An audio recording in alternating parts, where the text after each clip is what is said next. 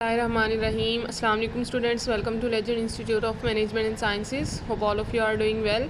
Our subject is diversity of invertebrates and I am your course instructor Sehri Shumar. Today's lecture is about the phylum Caenorhyncha. ठीक है बेटा, last time हम लोगों ने basically जो है वो एस्टेल्मेंथीज़ का फाइलम स्टार्ट किया था, जिसके अंदर हम लोगों ने जो है रोटिफर्स को डिटेल में डिस्कस कर लिया था। आज हमने उससे नेक्स्ट फाइलम स्टार्ट करना है। बेसिकली ये सब फाइलम है, छोटे छोटे फाइलम्स हैं जिसके अंदर ऑर्गेनिजम्स को हम डिस्कस कर रहे हैं। That is phylum kinorhyncha. ठीक है, काइनिन बेसिकली मोशन जो है वर्ड जो है आप कह सकते हैं, अगर हम इसका लिटरल मीनिंग देखें, काइनिन काइनो लफ्ज़ निकला है काइनिन से। Kinin mean locomotion. ठीक है, रिंका कहते हैं स्नाउट को। ठीक है, कि ये अपनी स्नाउट की हेल्प से मूवमेंट करता है, लोकोमोट करता है। So they are called kinorhyncha. Kinorhynchas are small elongate bilaterally symmetrical worms. ठीक है, बायलेटरली सिमेट्रिकल मतलब only one plane passing through the centre divides the animal into two equal halves. That is called bilateral symmetry. ठीक है, इसको हम bilateral symmetry कहते हैं। और इसके अलावा इनका साइज़ जो है लेस दैन 1 मिलीमीटर तक हो सकता है। और ये एक्सक्लूसिवली हमें मेरीन इन्वायरमेंट के अंदर ही मिलते हैं। एक्सक्लूसिवली हम कह सकते हैं कि मेरीन इन्वायरमेंट में रहते हैं, लेकिन ये मड के अंदर भी पाए जाते हैं, सैंड में भी हमें नज़र आते हैं। ठीक है, और इसके अलावा इनके ऊपर कोई एक्सटर्नल सीलिया नहीं होता, लोकोमोटरी अपेंडेजेस भी नहीं होते इनके पास। देयरफॉर दे सिंपली बरो थ्रू द सैंड और मड विद द स्नाउट। ठीक है, कि अपने स्नाउट की मदद से ही सैंड और मड के अंदर जो है वो बरोज़ बनाकर रहते हैं। ठीक है, क्योंकि इनके अंदर कोई सीलिया नहीं है, कोई लोकोमोटरी अपेंडेजेस नहीं है, तो सिंपली इनका स्नाउट जो है वो इन्हें लोकोमोट करने में, बरोज़ बनाने में हेल्प कर रहा है। क्लियर हो गया बेटा। इसके अलावा हम कहते हैं कि यही वजह है कि फाइलम का काइनोरिंका नाम इसलिए रखा गया है क्योंकि इसके अंदर जो है वो स्नाउट इसका लोकोमोशन करने में इसको हेल्प कर रहा है, लोकोमोट करने में हेल्प कर रहा है। ठीक है, इसके अलावा हमारे पास फाइलम काइनोरिंका की तकरीबन 150 स्पीशीज़ अभी तक डिस्कवर हो चुकी हैं। ठीक है, 150 स्पीशीज़। यहाँ पर आप इसकी डायग्राम देख सकते हैं। देखें, इसका एक पार्ट हमें हेड नज़र आ रहा है और इसके ये जो सेगमेंटेड बॉडी है, ठीक है, इसको हम जोनाइट कहते हैं। ठीक है, सेगमेंट्स को हम जोनाइट्स बोल रहे हैं। और ये इसका जो माउथ है वहाँ पर एक स्टाइलेट मौजूद है, ओरल कोन है, स्केलिड स्केल लाइक स्ट्रक्चर है, नेक के ऊपर स्केलिड मौजूद है, प्लेसिड भी हमारे पास प्लेट लाइक स्ट्रक्चर है, लेटरल स्पाइंस, जोनाइट से स्पाइंस निकल रहे हैं, that are called lateral spine, caudal spine, tail के ऊपर एक स्पाइन मौजूद है, that is called caudal spine, और लास्ट में हमारे पास एनस भी पाया जा रहा है। क्लियर हो गया बेटा। तो ये जो है वो हमारे पास इसके एक्सटर्नल फीचर्स हैं, इनकी डिटेल अब हम देखते हैं। ठीक है, सीलिया आर एब्सेंट और एक्सटर्नल बॉडी सरफेस ऑफ काइनोरिंक्स। जैसे हमने पहले भी बताया कि इसके ऊपर कोई भी जो है वो एक्सटर्नल सीलिया मौजूद नहीं होते, इसलिए इसका स्नाउट जो है वो इसे लोकोमोट करने में हेल्प करता है। इसके अलावा इसके अंदर जो है वो 13 to 14 डेफिनेट यूनिट्स होते हैं, दैट आर कॉल्ड जोनाइट्स। जैसे मैंने आपको पीछे डायग्राम में भी दिखाया कि इसके अंदर सेगमेंट से मौजूद हैं, दैट आर कॉल्ड जोनाइट्स। ठीक है, हेड का जो पोर्शन है वो जोनाइट 1 होता है। ठीक है, हेड इज़ जोनाइट 1, और इसी हेड के ऊपर जो है वो माउथ भी प्रेजेंट होता है। पहला वाला जो हेड का जोनाइट है उसी के ऊपर जो है वो माउथ भी प्रेजेंट है। ठीक है, वहाँ पर ओरल कोन भी है, स्पाइंस वगैरह भी वहाँ पर अटैच हैं, ओरल कोन और स्पाइंस जैसे हमने देखा। ठीक है, उसके अलावा नेक को हम जोनाइट 2 कहते हैं, नेक इज़ जोनाइट 2। ठीक है, contain spines called scalids and plates called placid, जो हमने पीछे भी देखी। इसको हम थोड़ा सा देख लेते हैं। देखिए, यहाँ पर ये हमारा जो हेड है दैट इज़ जोनाइट 1, जिसके ऊपर ओरल स्टाइलेट और ओरल कोन पाई जा रही है। फिर दूसरा जोनाइट 2 है हमारे पास नेक के ऊपर स्केलिड्स और प्लेसिड्स मौजूद हैं। क्लियर हो गया बेटा। तो ये हमारे पास जो है वो इसके नेक और माउथ का स्ट्रक्चर है। उसके अलावा इसका थर्ड पोर्शन हमारे पास ट्रंक स्टार्ट होता है। ठीक है, और ट्रंक हम कहते हैं कि हमारे पास the head can be retracted into the neck. ठीक है, नेक को जो है हेड जो है वो नेक के अंदर रिट्रैक्ट भी कर सकता है। और ट्रंक हमारे पास तकरीबन जो है वो 11 to 12 जोनाइट पर मुश्तमिल होता है। ठीक है, 11 to 12 zonites. Trunk consist of 11 to 12 zonites. It ends with anus. ठीक है, कि इसकी जो एंड पोर्शन है वो एनस पर ख़त्म होता है, और हर ट्रंक जोनाइट के ऊपर लेटरल स्पाइंस पाए जाते हैं एंड 1 डॉर्सल स्पाइन, के एक डॉर्सल स्पाइन और 2 लेटरल स्पाइंस जो हैं पेयर की सूरत में उसके ऊपर मौजूद होते हैं। क्लियर हो गया बेटा। तो इसका मतलब है हमने इसकी बॉडी को 3 पार्ट्स में डिवाइड किया हुआ है, head, neck and trunk. Clear हो गया।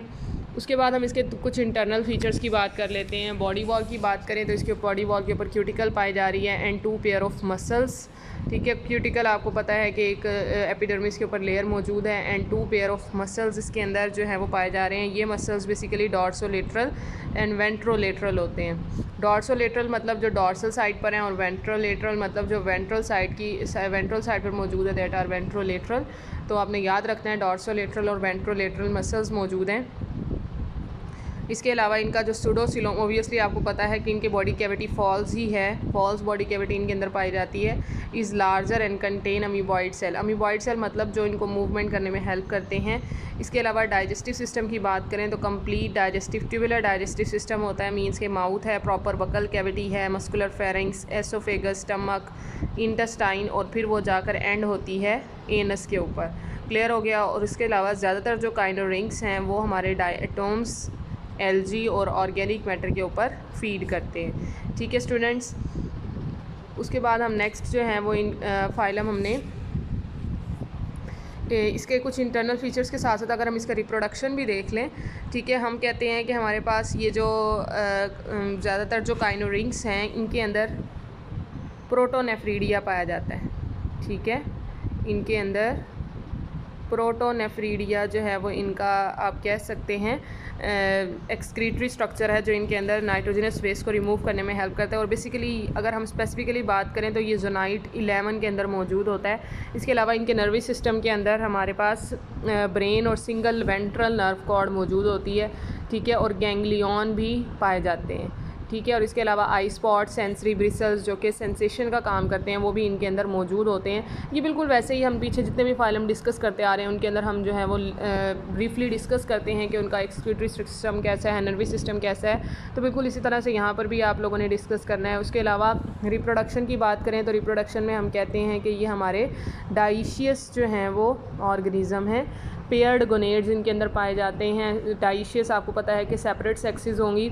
सेवरल स्पाइंस जो हैं वो मेल के गोनोपोर के साथ अटैच होते हैं जो कि कॉपुलेशन में हेल्प करती हैं। यही स्पाइंस जो हैं वो मेल को और फीमेल को ड्यूरिंग कॉपुलेशन हेल्प करते हैं।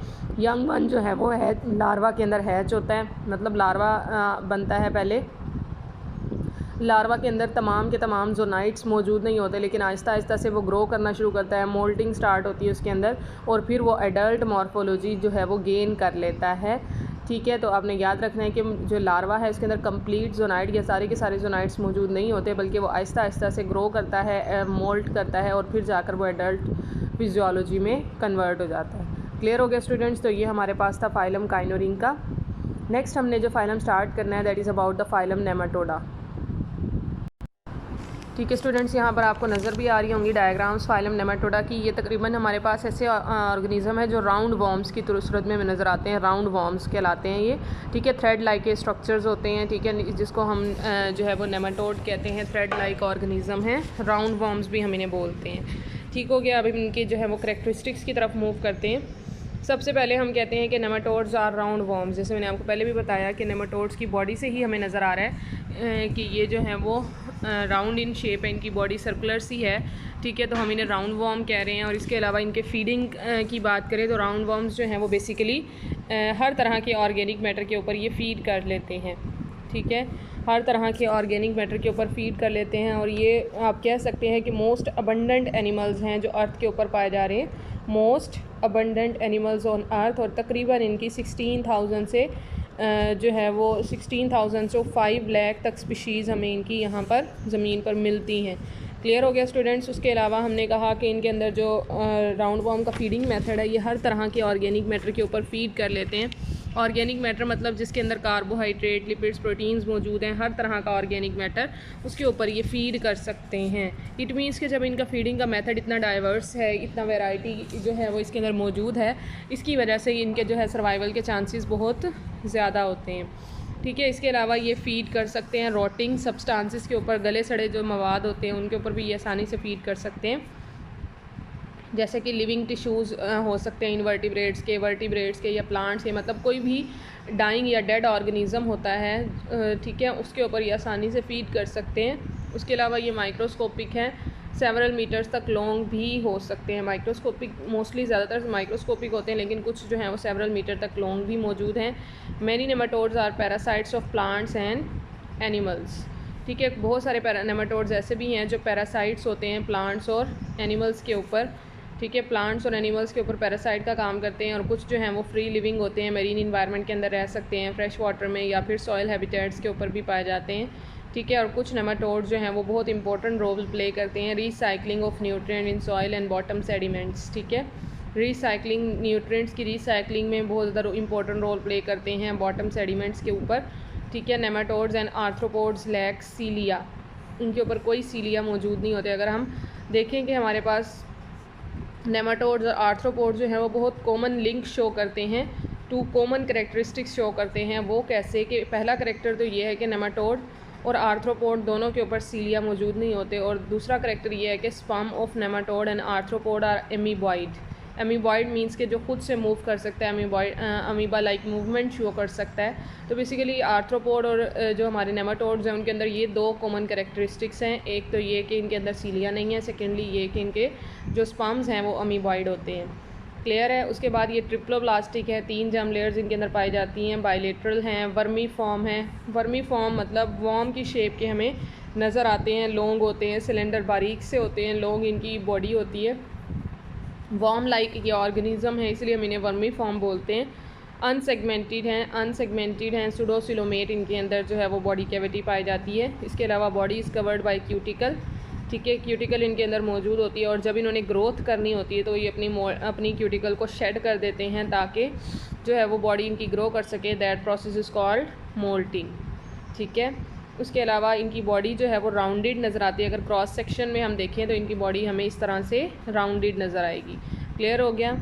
They have complete digestive track. Digestive track इनका कंप्लीट है, माउथ से स्टार्ट होता है और माउथ के गिर्द जो हैं वो लिप्स भी पाए जाते हैं। सेंस ऑर्गन्स इनके अंदर मौजूद हैं। लिप्स जो हैं वो आप कह सकते हैं कि एज अ सेंसरी ऑर्गन काम करते हैं। यूनिक एक्सक्रीटरी सिस्टम है इनका, कंपोज्ड ऑफ 1 और 2 रेनेट सेल्स और सेट ऑफ कलेक्टिंग टिब्यूल्स। ठीक है, कि यहाँ पर अभी तक हमने जितने भी एक्सक्रीटरी सिस्टम पढ़े हैं उनके अंदर हम 2 जो है वो ऑर्गन्स की बात करते थे, या तो प्रोटोनेफ्रिडिया या फिर मेटानेफ्रिडिया। लेकिन यहाँ पर हम देख रहे हैं कि एक जो है वो अलग ही टाइप के सेल्स हमारे पास आए हैं, that are called renette cell, जो कि कलेक्टिंग टिब्यूल्स पर मुश्तमिल होते हैं। ये आपने याद रखना है कि नेमाटोड्स का एक्सक्रीटरी स्ट्रक्चर जो है वो बहुत ज़्यादा यूनिक है। इसके अंदर रेनेट सेल्स जो हैं वो एक्सक्रीशन का काम करते हैं। ये एक स्पेशलाइज सेल हैं जो कि एक्सक्रीशन में इन्वॉल्व होते हैं। ठीक हो गया। उसके बाद इनकी बॉडी वॉल जो है वो लॉन्गिट्यूडिनल मसल्स से मिलकर बनती है ताकि ये आसानी से मूव कर सकें। लॉन्गिट्यूडिनल मसल्स इनके अंदर पाए जाते हैं बॉडी वॉल के ऊपर। क्लियर हो गया। ठीक है स्टूडेंट्स, उसके बाद हम इनके एक्सटर्नल फीचर्स की बात करते हैं। The nematodes are most successful due to the presence of cuticle on the body wall. चूँकि इनकी बॉडी वॉल के ऊपर क्यूटिकल पाई जा रही है तो इसलिए ये बहुत ज़्यादा हमें जो है वो सक्सेसफुल ऑर्गेनिज्म नज़र आते हैं। एक तो वैसे ही ये बहुत ज़्यादा सिलेंडर हैं, बारीक हैं, एलोंगेटेड होते हैं, सिलेंड्रिकल होते हैं, और इनकी जो एंड्स हैं वो बहुत ज़्यादा टेपर्ड होते हैं, चाहे वो पोस्टीरियर एंड हो या फिर इंटीरियर एंड हो, दोनों तरफ से ये टेपर्ड होते हैं। नोकीली इनकी जो हैं वो आप कह सकते हैं सरफेसेस होती हैं, और क्यूटिकल इनके अंदर जो है वो इन्हें मोस्ट सक्सेसफुल बना रही है। क्यूटिकल जो है वो नॉन सेलुलर होती है, कोलेजिनस मटेरियल उसके अंदर पाया जाता है। ठीक है, और ये जो क्यूटिकल है ये फोर गट के ऊपर, हाइंड गट में, सेंस ऑर्गन्स में and part of female reproductive system हर तरह से बॉडी को कवर कर रही होती है, और ये क्यूटिकल बहुत ज़्यादा स्मूथ होती है। ठीक है, इस क्यूटिकल के ऊपर स्पाइंस भी पाए जा सकते हैं, ब्रिसल्स, पेपिला, वॉट्स एंड रिजिस। ठीक है, मतलब कांटे, नोकीले बाल या फिर उभार लाइक स्ट्रक्चर जो होते हैं जिसे हम पेपिला बोलते हैं, वॉट्स, दराड़े वगैरह जो हैं, रिजिस, उतार चढ़ाव जिसे आप लोग कहते हैं, तो ये सारे स्ट्रक्चर जो हैं वो इस क्यूटिकल के ऊपर पाए जा सकते हैं। तो एक तरफ हम कह रहे हैं कि इनकी क्यूटिकल स्मूथ भी हो सकती है और दूसरी तरफ इसके ऊपर जो हैं वो रफली डिफरेंट स्ट्रक्चर्स भी पाए जा सकते हैं। ठीक है, cuticle is composed of 3 primary layers. Cuticle के अंदर जो हैं वो 3 प्राइमरी लेयर्स पाई जाती हैं। These layers are cortex, matrix layer and basal layer. ठीक है, इन लेयर्स के नाम आपने याद रखने हैं, कॉर्टेक्स, ठीक है, मैट्रिक्स लेयर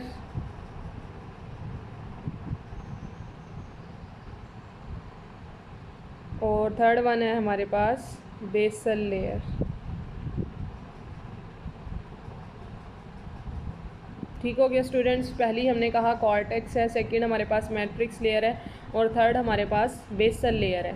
ठीक है, ये हमारे पास क्यूटिकल्स की लेयर है, cortex, matrix layer and basal layer, जो कि हमारे जो है वो नेमाटोड्स के अंदर मौजूद है।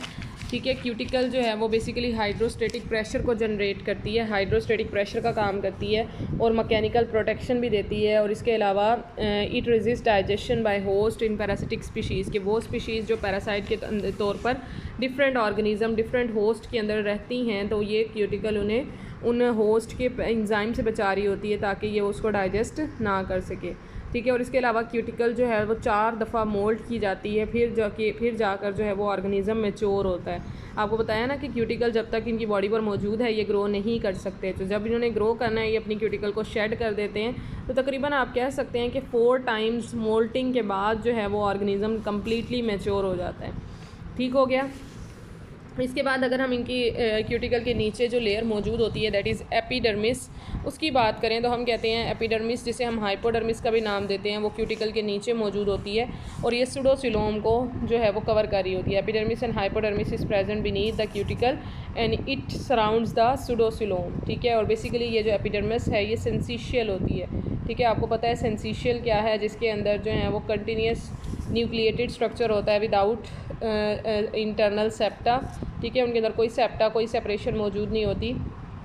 ठीक है, और इनके जो न्यूक्लियाई हैं वो इनवर्ड की तरफ जो है वो प्रोजेक्ट कर रहे होते हैं। और इसके अलावा इनके अंदर they have only longitudinal muscles, जैसे मैंने आपको पीछे भी बताया कि इनके अंदर सिर्फ और सिर्फ लॉन्गिट्यूडिनल मसल्स पाए जाते हैं। और ये जो हैं वो प्रिंसिपल मीन्स ऑफ लोकोमोशन है नेमाटोड्स के अंदर। Contraction of these muscles produces undulatory waves, these waves pass from the interior to posterior end of animal. ठीक है, कि ये लॉन्गिट्यूडिनल मसल्स जब कंट्रैक्ट करते हैं तो वेव्स प्रोड्यूस होती हैं। ये वेव्स जो हैं वो इंटीरियर से पोस्टीरियर एंड ऑफ एनिमल की तरफ मूव करती हैं, जो कि जिसकी वजह से करेक्टरिस्टिक्स थ्रैशिंग होती है।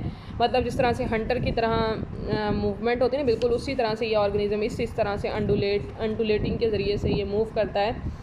लेकिन हम सिर्फ यहाँ पर ये कह रहे हैं कि इनके अंदर सिर्फ और सिर्फ लॉन्गिट्यूडिनल मसल्स मौजूद हैं, इनके अंदर किसी भी तरह के सर्कुलर मसल्स मौजूद नहीं होते, इस वजह से ये क्रॉलिंग नहीं कर सकते। तो ये बात आपने याद रखनी है कि लॉन्गिट्यूडिनल मसल जब कंट्रैक्ट करते हैं तो waves of posterior to anterior of the animal pass होती हैं। Nematodes lack circular muscles therefore they can't crawl. ठीक है, कि ये क्रॉलिंग नहीं कर सकते, ये इस तरह से अंडुलेटरी वेव्स में मूव तो ज़रूर करते हैं लेकिन ये क्रॉलिंग नहीं कर सकते, कि इस तरह से रेंग नहीं सकते ज़मीन के ऊपर, क्योंकि इनके अंदर जो है वो सर्कुलर मसल्स नहीं है जिसकी कंट्रैक्शन की वजह से क्रॉलिंग होती है। क्लियर हो गया स्टूडेंट्स।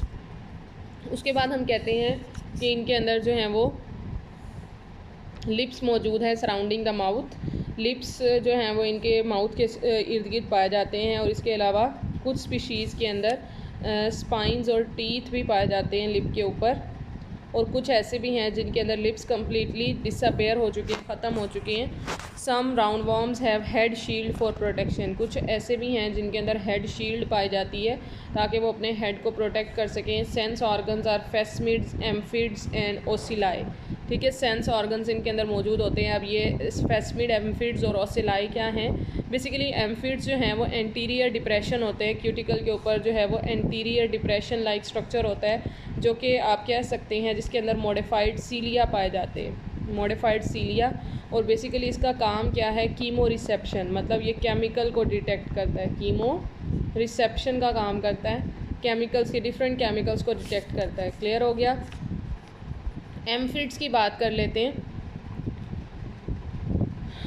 ठीक है स्टूडेंट्स, ये थोड़ा सा यहाँ पर जो है वो कन्फ्यूजन हो गई। ये एम्फिड्स जो हैं बेसिकली आप कहते हैं कि ये कीमो रिसेप्शन का काम करते हैं, और जो फेस्मिड्स हैं वो एनस के करीब पाए जाते हैं। ये जो है वो एंटीरियर एंड पर पाए जाते हैं और कीमो रिसेप्शन का काम करते हैं, जबकि जो फेस्मिड्स हैं ये एनस के करीब पाए जाते हैं। ठीक है, मीन्स कि ये पोस्टीरियर साइड पर पाए जाते हैं और इनका काम भी कीमो रिसेप्शन ही है। मतलब दोनों का फंक्शन सेम है, सिर्फ लोकेशन का डिफरेंस है। एम्फिड्स जो हैं वो एंटीरियर साइड पर पाए जाते हैं और फेस्मिड्स जो हैं वो पोस्टीरियर साइड पर, एनस की साइड पर लोकेटेड होते हैं। क्लियर हो गया। दोनों का फंक्शन सेम है, दोनों ने जो है वो केमिकल्स की रिकग्निशन करनी है।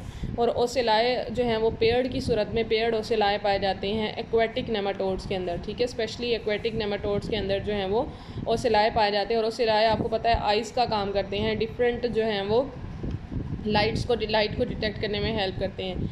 उसके अलावा हम अगर इंटरनल स्ट्रक्चर की बात करें इनके, तो इनके अंदर सूडोसिलोम पाई जाती है नेमाटोड्स के अंदर, जो कि स्पेशियस होती है, मतलब बहुत ज़्यादा खुली होती है, फ्लूइड फिल्ड कैविटी है। और इसके अलावा इसके अंदर बहुत सारे विजुअल ऑर्गन्स मौजूद होते हैं, और यही सूडोसिलोम जो है वो हाइड्रोस्टेटिक स्केलेटन का काम करती है, मींस कि इनको मूव करवाने में हेल्प करती है। बॉडी मसल्स कॉन्ट्रैक्ट करते हैं सूडोसिलोम के opposite. The fluid generate an equal outward force in all direction, therefore all nematodes are round. कि ये जो हमारी इसके अंदर सूडोसिलोम के अंदर फ्लूइड भरा हुआ है, ये एक प्रेशर जनरेट करता है, जिसकी वजह से जो तमाम के तमाम नेमाटोड्स हैं वो हमें राउंड नज़र आते हैं। क्लियर हो गया स्टूडेंट्स? तो ये हमारे पास जो है वो नेमाटोड्स के एक्सटर्नल और कुछ इंटरनल फीचर्स हैं।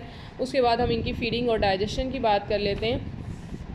Nematodes basically different variety of food के ऊपर जो है वो फीड कर सकते हैं, और ये कार्निवोर, हर्बीवोर, ओमनीवर्स भी हो सकते हैं। सेप्रोब्स हैं या फिर पैरासिटिक स्पीशीज़ हैं। सेप्रोब्स मीन्स के गले सड़े मवाद के ऊपर भी ये जो हैं वो उनको एब्जॉर्ब करके जो है उनके ऊपर फीड कर सकते हैं। उनको ज़्यादातर जो पैरासिटिक स्पीशीज़ हैं वो बेसिकली ब्लड के ऊपर या टिश्यू फ्लूइड के ऊपर फीड करती हैं। जो पैरासिटिक स्पीशीज़ हैं वो होस्ट के ब्लड के ऊपर या होस्ट के बॉडी फ्लूइड्स के ऊपर जो है वो फीड कर रही हैं। इसके अलावा इनके अंदर कंप्लीट डाइजेस्टिव सिस्टम मौजूद है। माउथ है, buccal cavity, muscular pharynx, long tubular intestine इनके अंदर मौजूद है। माउथ के अंदर टीथ भी हो सकते हैं, जॉज हैं एंड स्टाइलेट्स हैं। स्टाइलेट्स क्या हैं? पॉइंटेड स्ट्रक्चर्स होते हैं जो कि डिफरेंट फूड को कैप्चर करने में इन्हें हेल्प करते हैं। ठीक है, डाइजेशन और एब्जॉर्प्शन की बात करें तो डाइजेशन और एब्जॉर्प्शन इनकी इंटेस्टाइन में हो रही होती है। इसके अलावा इनके अंदर शॉर्ट रेक्टम और एनस भी मौजूद होता है। Hydrostatic pressure in the pseudocoelom and the pumping action of the pharynx push the food through the alimentary canal. के बेसिकली जो हाइड्रोस्टेटिक प्रेशर है जो सूडोसिलोम जनरेट करती है, और जो पंपिंग एक्शन है फेरिंक्स का, उसकी वजह से फूड जो है वो एलिमेंट्री कैनाल के अंदर मूव हो रही होती है। ठीक है स्टूडेंट्स, यहाँ पर आपको उसकी डायग्राम भी नज़र आ रही होगी। देखिए यहाँ पर हमारे पास इसका माउथ है, फेरिंक्स, इंटेस्टाइन, और ये लास्ट में जो है वो एनस का पार्ट मौजूद है। तो बेसिकली ये जो फूड यहाँ से यहाँ मूव कर रही है वो बेसिकली हाइड्रोस्टेटिक प्रेशर की वजह से मूव करती है, जो कि सूडोसिलोम जनरेट कर रही होती है, या फिर जो है वो मस्कुलर फेरिंक्स के अंदर जो कंट्रैक्शन हो रही है उसकी वजह से भी फूड यहाँ से यहाँ मूव करती है। क्लियर हो गया स्टूडेंट्स? तो ये इसकी फीडिंग और डाइजेशन है। नेक्स्ट हमने इसके अदर ऑर्गन सिस्टम्स की बात करनी है। तो बेसिकली एक्सक्रीशन की या ऑस्मो रेगुलेशन के हवाले से देखें। ठीक है, एक्सक्रीशन और ऑस्मो मतलब maintenance of water and salt. ठीक है, वाटर और सॉल्ट को या डिफरेंट नाइट्रोजिनस वेस्ट को रिमूव करने के लिए इसके अंदर 2 डिफरेंट जो हैं वो यूनिक सिस्टम पाए जाते हैं। एक है ग्लैंडुलर सिस्टम, सेकेंड है ट्यूबुलर सिस्टम। ग्लैंडुलर सिस्टम जो है वो डिफरेंट वेंट्रल ग्लैंड्स के ऊपर मुश्तमिल होता है, कॉल्ड रेनेट्स। जैसे हमने पीछे जो है वो डिस्कस किया था कि इनके अंदर जो है वो रेनेट्स मौजूद हैं। तो बेसिकली यहाँ पर हम उनकी डिटेल ही डिस्कस कर रहे हैं कि बेसिकली ये जो ग्लैंडुलर सिस्टम है ये एक्वाटिक स्पीशीज़ के अंदर ज़्यादातर मौजूद होता है, जिसके अंदर वेंट्रल साइड पर ग्लैंड्स पाए जाते हैं जो कि रेनेट्स कहलाते हैं। ठीक है, रेनेट्स। और ये it is present posterior to the pharynx. ठीक है, पोस्टीरियर टू द फेरिंक्स मतलब फेरिंक्स के पीछे पाए जा रहे हैं। Each gland absorb waste from the pseudocoelom. हर ग्लैंड जो है वो सूडोसिलोम से वेस्ट मटेरियल को एब्जॉर्ब करता है। It open outside through the excretory पोर। ठीक है, एक्सक्रीटरी पोर के ज़रिए से ये बाहर खुलता है और वेस्ट मटेरियल को बाहर रिमूव करवा देता है। ठीक है स्टूडेंट्स, तो याद रखना है आपने इसके अंदर ग्लैंडुलर सिस्टम जो है वो रेनेट सेल्स पर मुश्तमिल होता है। उसके अलावा इसके अंदर tubular system present in the parasitic nematode, it is develop from the renette system. ठीक है, ट्यूबुलर सिस्टम जो है वो भी पाया जा सकता है, लेकिन वो भी आप कह सकते हैं एक्सटेंशन किसकी है? ट्यूबुलर सिस्टम की ही एक्सटेंशन है। It is develop from the renette system. In this system renette unite to form a large canal. ठीक है, कि डिफरेंट रेनेट्स जो हैं वो यूनाइट होकर लार्ज कैनाल बनाते हैं। This canal open outside through the excretory पोर। कि ये ही रेनेट जो है वो बाहर की तरफ खुलते हैं। ट्यूबुलर सिस्टम जो है वो खुलता है एक्सक्रीटरी पोर के ज़रिए से। तो डिफरेंस सिर्फ ये है कि इसके अंदर सिर्फ एक रेनेट जो है वो ग्लैंड मौजूद था, जबकि इसके अंदर हम कह रहे हैं डिफरेंट रेनेट सिस्टम्स यूनाइट होकर लार्ज कैनाल बना रहे हैं, और फिर वो लार्ज कैनाल एक्सक्रीटरी पोर के थ्रू जो है वो बाहर ओपन हो रही है। क्लियर हो गया स्टूडेंट्स? उसके बाद हमारे पास जो है वो इनके नर्वस सिस्टम देख लेते हैं थोड़ा सा। इनके नर्वस सिस्टम की बात करें तो एंटीरियर नर्व रिंग पाई जाती है, मतलब एंटीरियर साइड पर नर्व रिंग मौजूद है।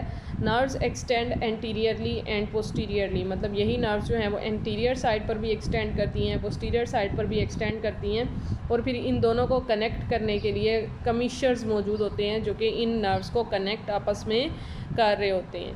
क्लियर हो गया? कमीशर्स जो हैं वो आप कह सकते हैं कनेक्टिंग लिंक है between anterior and posterior nerves, ठीक है, कि इनको कनेक्ट करने के लिए कमीशर्स मौजूद होते हैं। उसके बाद certain neuro endocrine secretion are involved in growth, moulting, cuticle formation, ठीक है, क्यूटिकल फॉर्मेशन एंड मेटामॉर्फोसिस, ठीक है। डिफरेंट न्यूरो एंडोक्राइन सिक्रीशन मतलब ब्रेन से जो इनका जो नर्वस सिस्टम है वहाँ से डिफरेंट जो है वो सिक्रीशंस रिलीज़ हो रही होती हैं जो कि ग्रोथ में इन्वॉल्व होती हैं, मोल्टिंग करवाती हैं, क्यूटिकल की फॉर्मेशन करवाती हैं और मेटामॉर्फोसिस में इन्वॉल्व हैं। मेटामॉर्फोसिस आपको पता है कि लार्वा जब अडल्ट के अंदर चेंज होता है, that process is called Metamorphosis. उसके बाद लास्ट में हमारे पास इनका जो है वो रिप्रोडक्टिव सिस्टम है। बेसिकली डाइशियस होते हैं, डायामॉर्फिक होते हैं, मतलब टू डिफरेंट शेप्स इनके अंदर, मेल और फीमेल की शेप्स जो हैं वो एंटायरली डिफरेंट होती हैं। डाइशियस हैं, डिफरेंट जो हैं वो इनके अंदर सेक्सेस अलग अलग जो हैं वो पाई जाती हैं। Males are smaller than females. अभी मैंने आपको बताया कि ये डायामॉर्फिक है, डायामॉर्फिक मतलब डिफरेंट शेप्स है, तो ऑब्वियसली मेल और फीमेल जो है वो दिखने में डिफरेंट नज़र आएंगे। मेल्स जो हैं वो साइज़ में स्मॉलर होते हैं than females. Gonads are long and coil, ठीक है, गोनेड्स इनके लॉन्ग होते हैं, कॉइल होते हैं और फ्रीली सस्पेंडेड होते हैं सुडोसिलोम के अंदर। अगर हम फीमेल की बात करें तो female consist of pair of convoluted ovaries, ovaries पाई जाती हैं। हर ओवरी जो है वो ओविडक्ट के अंदर खुलती है और फिर ओविडक्ट का जो प्रॉक्सिमल एंड है, मतलब जो एंड वाला पार्ट है, वो स्वेल हो जाता है और फिर क्या बना देता है, सेमिनल रिसेप्टिकल। सेमिनल रिसेप्टिकल वो स्पेस जहाँ पर सीमन ने रिसीव होना है या स्पर्म ने आकर वहाँ पर रिसीव होना है, दैट इज़ कॉल्ड सेमिनल रिसेप्टिकल। उसके अलावा हमने यहाँ पर देख लिया कि इनके अंदर ओवरीज हैं, ओविडक्ट हैं, ओविडक्ट का जो प्रॉक्सिमल पार्ट है वो स्वेल होकर जो है वो सेमिनल रिसेप्टिकल बना रहा है, ठीक है। Each oviduct becomes a tubular uterus. Her oviduct जो है वो यूट्रस की शक्ल इख्तियार कर लेती है, मतलब टू हमारे पास यूट्रस बन जाती हैं। वो दोनों यूट्राई जो हैं, ये यूट्रस जो हैं वो यूनाइट होकर वेजाइना बनाती हैं, ठीक है। Vagina opens outside through the genital pore, कि ये वेजाइना जो है वो आउटसाइड जो है ओपन होती है थ्रू जेनिटल पोर। तो आप कह सकते हैं कि इनके अंदर हर तरह का जो है वो रिप्रोडक्टिव सिस्टम वेल डिवेलप थोड़ा सा मौजूद है। ओवरीज हैं, ओविडक्ट हैं, सेमिनल रिसेप्टिकल, यूट्रस मौजूद है, वेजाइना इनके अंदर पाई जा रही है और फिर वो वेजाइना जो है जेनिटल पोर के थ्रू बाहर ओपन होती है। क्लियर हो गया स्टूडेंट्स? उसके बाद मेल की बात कर लेते हैं, ठीक है। मेल का सिस्टम इनके अंदर क्वाइट सिंपल होता है, ठीक है। मेल इनके अंदर जो है वो सिंगल टेस्टिस उसके अंदर पाया जाता है और इसके अलावा वास्ट डेफरेंस मौजूद होती है, ठीक है, जिसे आप जो है वो स्पर्म डक्ट भी बोलते हैं। Vas deferens opens into the seminal vesicle, vas deferens seminal vesicle के अंदर ओपन होती है। It connects to the cloaca. Cloaca आपको पता है कॉमन ओपनिंग है जिसके अंदर 3 तरह के सिस्टम्स जो हैं वो खुल रहे होते हैं। Male contain a posterior flap of tissue called a bursa, ठीक है। पोस्टीरियर साइड पर एक टिश्यू का गुच्छा सा होता है, एक कलेक्शन सी होती है, दैट इज़ कॉल्ड बर्सा, ठीक है। और यही बर्सा जो है वो ट्रांसफ़र ऑफ स्पर्म में हेल्प करता है ड्यूरिंग कॉपुलेशन। मींस के मेल जो फीमेल के अंदर स्पर्म्स को ट्रांसफ़र कर रहे होते हैं वो इसी बर्सा के थ्रू जो है वो ट्रांसफ़र करते हैं बाय कॉपुलेशन के। जब मेटिंग हो रही होती है, कॉपुलेशन हो रही होती है, उस दौरान ये बर्सा जो है वो पेनिट्रेटिंग ऑर्गन का काम करता है कि डिफरेंट स्पर्म्स को फीमेल के अंदर इंजेक्ट करने में हेल्प करता है। यहाँ पर आपको इसकी डायग्राम भी नज़र आ रही होगी। ये देखें, ये मेल का स्ट्रक्चर है और ये फीमेल का है, ठीक है। इसके अंदर आपको स्पर्म डक्ट नज़र आ रही है जिसे हमने वास्ट डेफरेंस बोला, कॉपुलेटरी स्पिक्यूल जिसे बर्सा बोलते हैं हम, टेस्टिस है इसके अंदर। और इसके अलावा फ़ीमेल की बात करें तो फ़ीमेल के अंदर ये तो उसका जो है वो डाइजेस्टिव सिस्टम है। यहाँ पर आपको ओवरी नज़र आ रही है, ओवी डक्ट यहाँ से निकलेगी, यूट्रस बनेगी, यूट्रस जो है वो ज्वाइन होकर वेजाइना, ठीक है। वल्वा जिसे आप लोग बोल रहे हैं, एनस पाया जा रहा है, इंटेस्टाइन जो कि उसका ही पार्ट है डाइजेस्टिव सिस्टम का, ठीक हो गया स्टूडेंट्स। तो ये इसके जो है वो मेल और फीमेल रिप्रोडक्टिव सिस्टम है। नेक्स्ट हमने जो है वो इसके अंदर फर्टिलाइजेशन एंड डेवलपमेंट देखनी है, ठीक है। फर्टिलाइजेशन की बात करें तो फर्टिलाइजेशन जैसे ही मेल जो है वो अपने स्पर्म्स को ट्रांसफ़र करेगा बर्सा के थ्रू, फीमेल के अंदर जो है वो fertilisation takes place during population. The hydrostatic forces in the pseudocoelom move each fertilised egg to the gonopore. Gonopore मतलब जहाँ से रिलीज़ आउट होना है वहाँ पर जो है वो मूव हो जाएगा egg. The number of eggs produced varies according to the species, मतलब हर स्पीशीज़ के अंदर नंबर ऑफ़ एग वेरी करते हैं, किसी के अंदर ज़्यादा बनते हैं और किसी के अंदर कम। Some nematodes give birth to larvae, कुछ नेमाटोड्स जो हैं वो हमारे पास जो है वो डायरेक्टली लार्वी की बर्थ करते हैं, मतलब उनके अंदर जो है वो ओवोविविपेरिटी का फिनोमेना होता है। एक्सटर्नल फैक्टर्स जैसे कि टेम्परेचर है, मॉइस्चर इन्फ्लुएंस जो है, मॉइस्चर बहुत ज़्यादा इन्फ्लुएंस करता है डेवलपमेंट को, और हैचिंग ऑफ द एग, ठीक है, कि अगर इनके अंदर एग बनते हैं, external factors influence the development and hatching of the egg, hatching produces larva, कि जैसे ही एग हैच करेगा लार्वा बन जाएगा। लार्वा अंडरगोज 4 मोल्ट, जैसे मैंने आपको पीछे भी बताया कि इनके अंदर 4 मोल्टिंग की स्टेजेस होती हैं, फिर उसके बाद जाकर एक कंप्लीट जुवेनाइल या एडल्ट स्टेज हमें हासिल होती है। इन सम स्पीशीज़ फर्स्ट 1 और 2 मोल्ट्स में अकर बिफोर द लार्वा हैच, के लार्वा के hatch before the egg hatch, और यहाँ पर एग के हैच होने से पहले भी 4 मोल्ट्स हो सकते हैं। ठीक हो गया स्टूडेंट्स। तो आपने सिंपल सी बात याद रखनी है कि इनके अंदर कॉपुलेशन हुई तो फर्टिलाइजेशन हो जाती है, उसके बाद कुछ स्पीशीज़ के अंदर जो है वो लार्वी भी बनते हैं। लार्वी जो है वो जैसे ही एग हैच करता है तो लार्वी हमारे पास प्रोड्यूस होते हैं, और फिर वो लार्वा 4 मोल्ट्स के बाद जो है वो कंप्लीट इंडिविजुअल के अंदर कन्वर्ट हो जाता है। होप सो स्टूडेंट्स यहाँ तक आपको अच्छे से समझ आ गया होगा। कोई भी प्रॉब्लम हो तो लाजमी मुझसे डिस्कस कीजिएगा। Thank you so much. अल्लाह हाफिज़।